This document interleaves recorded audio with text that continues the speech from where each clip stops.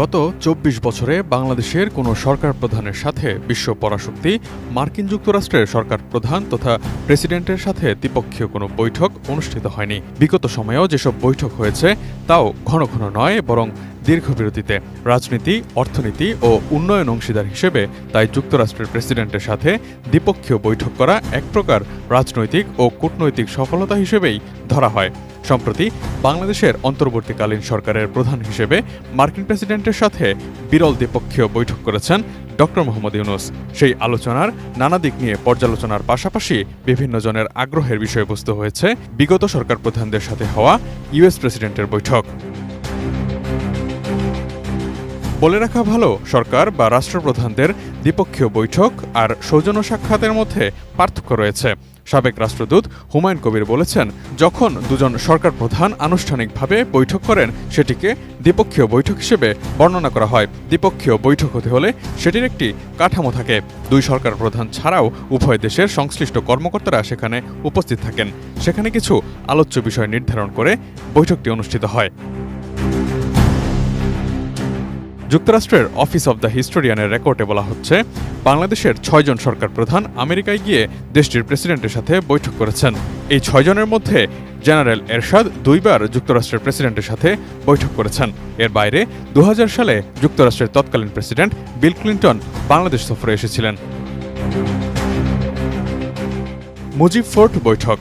স্বাধীন বাংলাদেশে প্রথম যুক্তরাষ্ট্রের প্রেসিডেন্টের সাথে বৈঠক করেন তৎকালীন প্রধানমন্ত্রী শেখ মুজিবুর রহমান। ১৯৭৪ সালের ১ অক্টোবর হোয়াইট হাউসের ওভাল অফিসে যুক্তরাষ্ট্রের তৎকালীন প্রেসিডেন্ট জেরার্ড ফোর্ডের সাথে বৈঠকটি অনুষ্ঠিত হয়। সেই বৈঠকে বাংলাদেশ প্রতিনিধি দলে আরও ছিলেন তৎকালীন পররাষ্ট্রমন্ত্রী ড.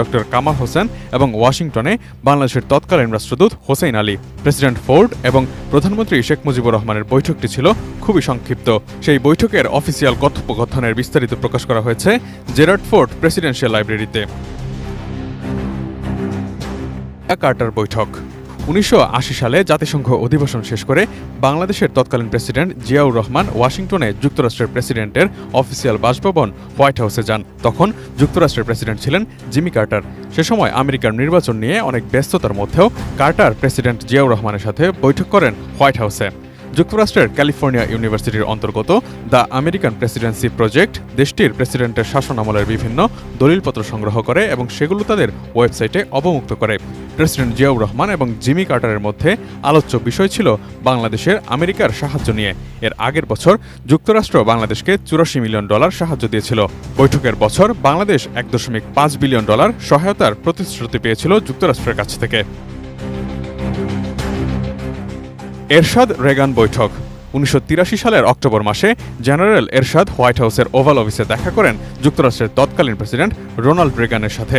সেই বৈঠকের পর রোনাল্ড রেগান ও জেনারেল এরশাদ একটি যৌথ সংবাদ সম্মেলন করেন। তখন রেগান বলেন, জেনারেল এরশাদ তার দেশের অর্থনৈতিক উন্নয়নের জন্য যেভাবে কাজ করছেন সেটি প্রশংসার দাবি রাখে। জেনারেল এরশাদ ব্যক্তিখাতের বিকাশে কাজ করছেন। এরশাদ বুশ বৈঠক। ১৯৯০ সালের অক্টোবর মাসের শুরুতে তৎকালীন প্রেসিডেন্ট জেনারেল এইচ.এম. এরশাদ আবারও বৈঠক করেন যুক্তরাষ্ট্রের তৎকালীন প্রেসিডেন্ট জর্জ বুশ সিনিয়রের সঙ্গে। সে সময়ের বিবৃতি থেকে জানা যায়, এরশাদ বুশ বৈঠকে প্রায় পুরোটা জুড়েই তৎকালীন ইরাক ও কুয়েত পরিস্থিতি নিয়ে আলোচনা হয়েছে। সেখানে ইরাকের তৎকালীন প্রেসিডেন্ট সাদ্দাম হোসেনকে নিয়ে আলোচনা হয়। নিউ ইয়র্কের একটি হোটেলে ৪০ মিনিটের সেই বৈঠকটি অনুষ্ঠিত হয়েছিল। খালেদা বুশ বৈঠক। ১৯৯২ সালের মার্চ মাসে বাংলাদেশের তৎকালীন প্রধানমন্ত্রী খালেদা জিয়া সাক্ষাৎ করেন যুক্তরাষ্ট্রের তৎকালীন প্রেসিডেন্ট জর্জ বুশের সাথে। হোয়াইট হাউসের ওভাল অফিসে প্রায় ১ ঘণ্টা যাবৎ সেই বৈঠকটি অনুষ্ঠিত হয়।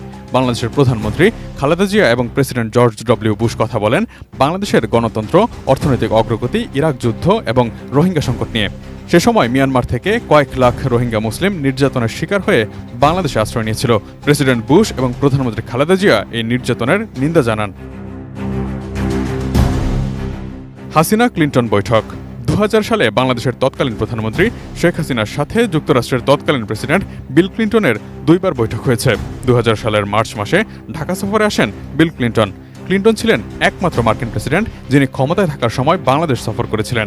এর আগে কিংবা পরে যুক্তরাষ্ট্রের ক্ষমতাসীন কোনো প্রেসিডেন্ট বাংলাদেশ সফর করেননি।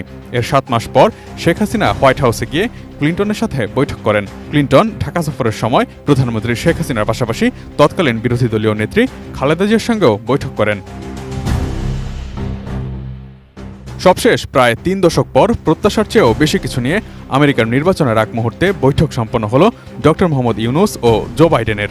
পূর্বনির্ধারিত 15 মিনিট সময়ের বৈঠক প্রায় 30 মিনিট পর্যন্ত গড়ায়।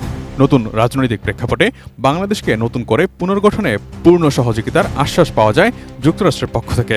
এছাড়াও নতুন করে রোহিঙ্গা সংকট মোকাবিলায় $199 মিলিয়ন অনুদান ঘোষণা করেছে যুক্তরাষ্ট্র সরকার।